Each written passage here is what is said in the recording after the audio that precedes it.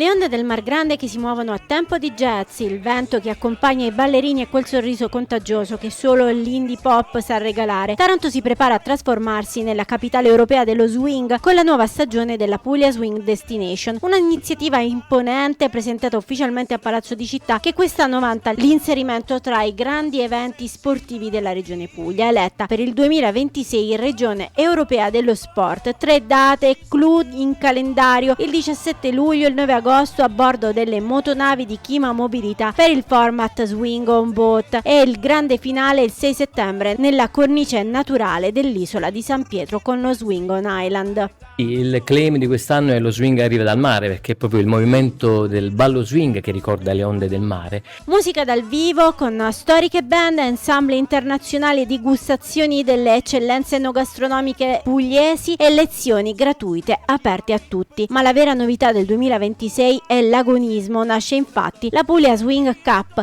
il primo campionato ufficiale di danze sportive swing. Il Taranto Swing Festival è fra i grandi eventi sportivi, perché la regione Puglia è la regione europea dello sport 2026, quindi siamo molto orgogliosi di farne parte e di promuovere appunto il brand Puglia in tutto il mondo, quindi siamo veramente felici che tanti turisti arrivino a Taranto, tanti sportivi arrivano a Taranto, in una città che magari prima non conoscevano e quindi conoscono Taranto e conoscono la Puglia. Anche perché lo swing è proprio uno sport completo ormai. Sì, rientra appieno nella danza sportiva, la particolarità che mette anche gioia, quindi uno fa sport, si diverte e diventa felice. Infatti l'indie hop è detto anche chiamato ballo del sorriso, proprio perché non si riesce a non sorridere mentre si balla.